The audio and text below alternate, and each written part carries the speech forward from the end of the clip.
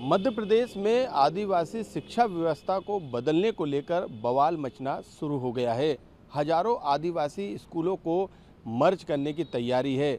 ये स्कूल शिक्षा विभाग के अंदर मर्ज हो जाएंगे। ऐसे में बीजेपी का दावा है कि इससे शिक्षा व्यवस्था सुधरेगी, तो विपक्ष का ये आरोप है कि शिक्षा व्यवस्था के नाम पर आदिवासियों की पहचान खत्म करने की कोशिश सरकार कर रही है। शिक्षा की ये सुधरती व्यवस्था है या फिर आदिवासियों के अधिकार पर वार? इसी पर देखिए हमारी ये खास रिपोर्ट। शिक्षा सुधार या आदिवासियों के अधिकारों पर वार? 24,196 आदिवासी स्कूलों के मर्जर पर उठे सवाल। स्कूल होंगे एक, लेकिन सवाल हैं अनेक। शिक्षा विभाग में मर्ज होंगे आदिवासियों के स्कूल। एक विभाग एक कमान, क्यों उठ रहे हैं सवाल? मध्य प्रदेश में शिक्षा व्यवस्था में सबसे बड़े बदलाव की तैयारी चल रही है। सरकार जनजाति कार्य विभाग के 24,196 से ज्यादा स्कूलों को शिक्षा विभाग में मिलाने जा रही है। सत्ता पक्ष दावा कर रहा है कि दो विभागों के कारण शिक्षा व्यवस्था में एकरूपता नहीं थी, निर्देशों का पालन नहीं हो रहा था, गुणवत्ता प्रभावित हो रही थी। इससे आदिवासी बच्चों की स्कूली शिक्षा में आमूल चूक परिवर्तन होने की बात भी की जा रही है।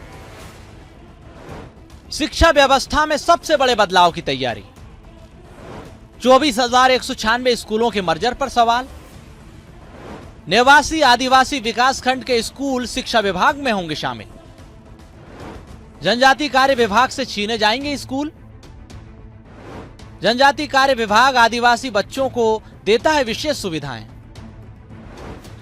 जनजाति कार्य विभाग का अलग से होता है बजट।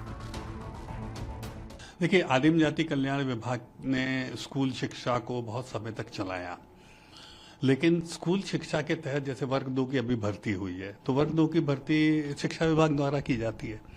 उसी में चॉइस ये विद्यालय भी आ जाते हैं, तो डबल चॉइस के मामले भी देखने में आ रहे हैं। इस वजह से बहुत डिले हुआ वर्ग 2 शिक्षकों को स्कूल देने में। लोगों ने दोनों तरफ अप्लाई करा, दोनों में सिलेक्ट हो गए, तो उनसे पूछना भाई कौन सा, ऐसा दोनों में नहीं तो क्या है, सीटें वेस्ट जाती हैं।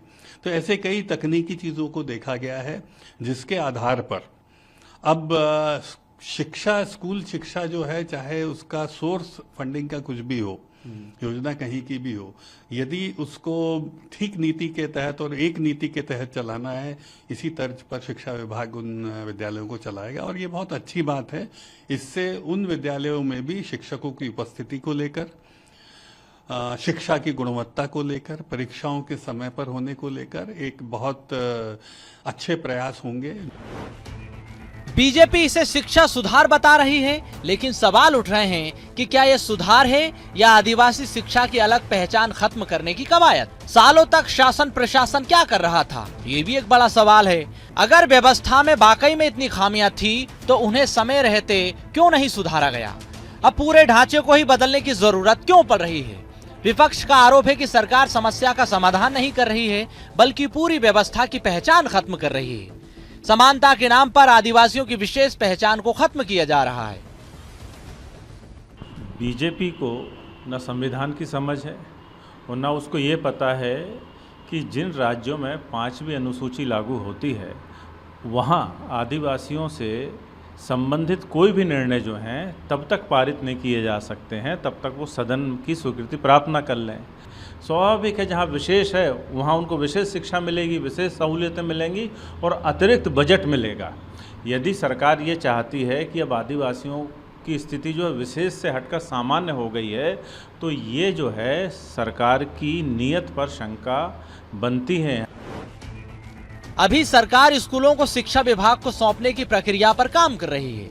आने वाले समय में इन स्कूलों का संचालन दूसरे स्कूलों की तरह ही शिक्षा विभाग करेगा। यानी साफ है कि एक समान सुविधाएं भी आदिवासी बच्चों को मिलेगी। यही बात अब विपक्ष को खटक रही है। विपक्ष का आरोप है कि शिक्षा सुधार के नाम पर बीजेपी आदिवासियों से विशेष रूप से मिले शिक्षा के अधिकार को छीनना चाहती है। मनोज राठौर, BSTV भोपाल।